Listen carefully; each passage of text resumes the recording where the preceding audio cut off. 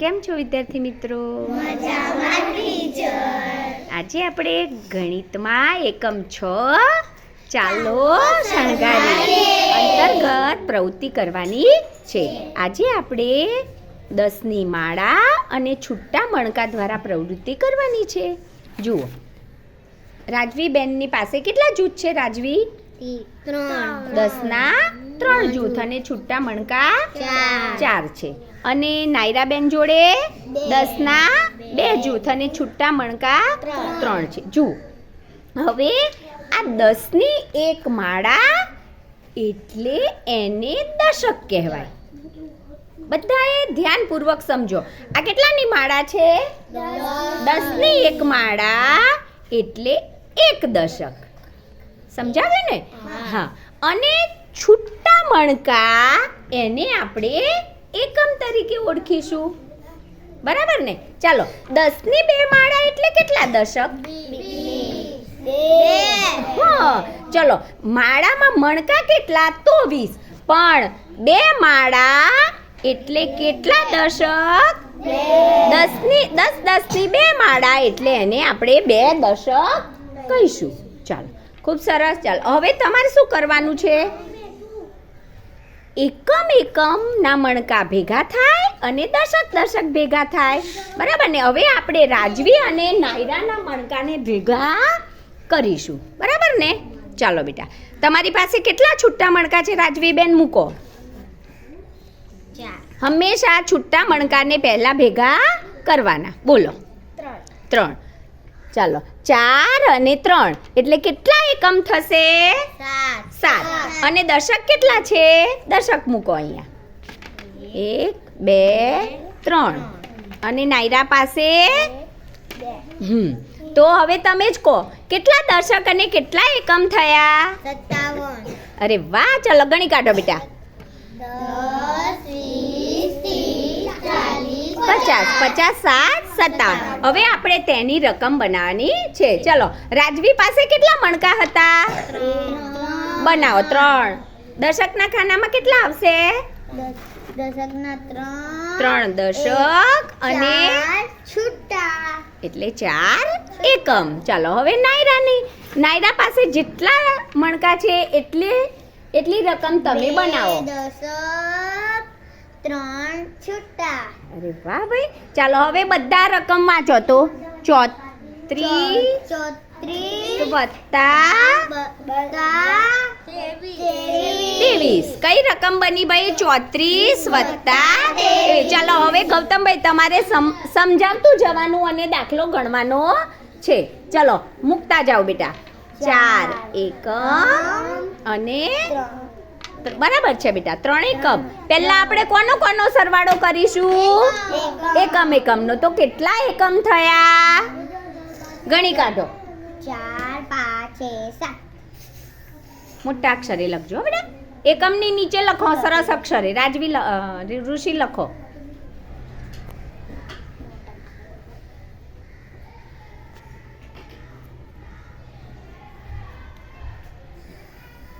ખૂબ સરસ. ચલો, કેટલા એકમ થયા?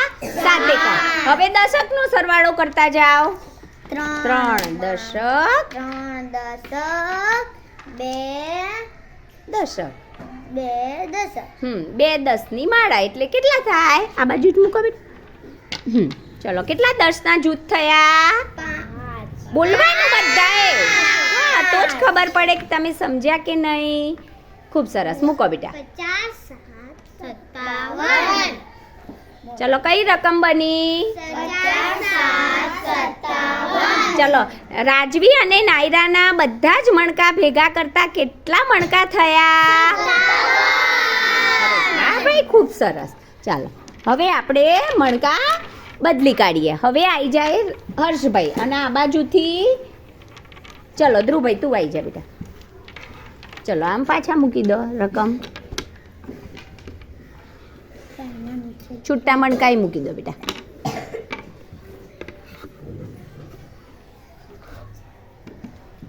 ચાલો, હવે વિહાની બેન તમારી જાતે જ હર્ષને જૂથ આપો.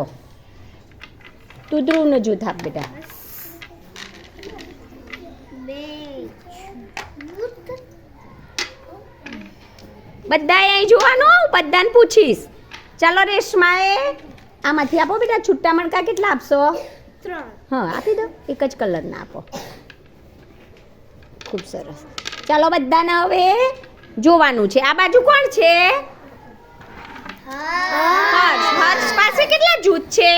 2. અને ધ્રુવ પાસે 4 જૂથ અને 3 મણકા છૂટા. કેટલા છે? 3 મણકા છૂટા. તો હર્ષ પાસે કેટલા દશક છે? 2 દશક. અને હર્ષભાઈ પાસે એકમ છે? કેમ? છૂટા મણકા. અને ધ્રુવ પાસે કેટલા દશક છે? 4 દશક અને એકમમાં 3. હવે સમજાયું. છૂટા મણકા એટલે એકમ અને 10 ની માળાને શાબાશ. ચાલો હવે એકમનો સરવાળો કરો. ચલો બેટા, આની રકમ પહેલા બનાવો ગૌતમ.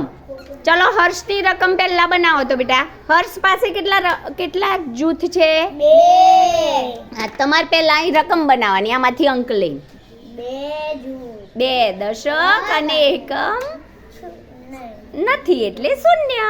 અને ધ્રુવની પાસે આ રકમ બનાવો બેટા. હવે ધ્રુવની પાસે 4 3 છૂટા હા એટલે એકમ.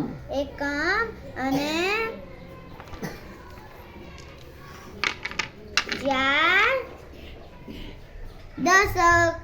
બસ ભાઈ, હવે એકમ મૂકી દો. ચલો હવે સરવાળો કરો. ચલો એકમમાં કઈ સંખ્યા છે? 3 અને 0. ચાલો 3 માં 0 ઉમેરીએ તો કેટલા મણકા થશે? 3. તો લખી દો 3. હવે દશકના જૂથ ઉમેરો. ચલો હર્ષ પાસે કેટલા જૂથ હતા? 2. અને ધ્રુવ પાસે તો કેટલા થશે? 60. ગણી કાઢો. 4 અને 2 જૂથ કેટલા થાય? હા ચલો ગણી કાઢો. ચલો આ 2 જૂથ અને આ 4 જૂથ કેટલા થાય? 4 5 6. કેટલા થાય? 6. લખી દો બેટા 6 જૂથ. ખૂબ સરસ. અરે વાહ ભાઈ વાહ. બંનેના મળીને કેટલા મણકા થયા? 63 63 મણકા થયા. ખૂબ સરસ. ચલો ક્લેપ કરી દો ભાઈ.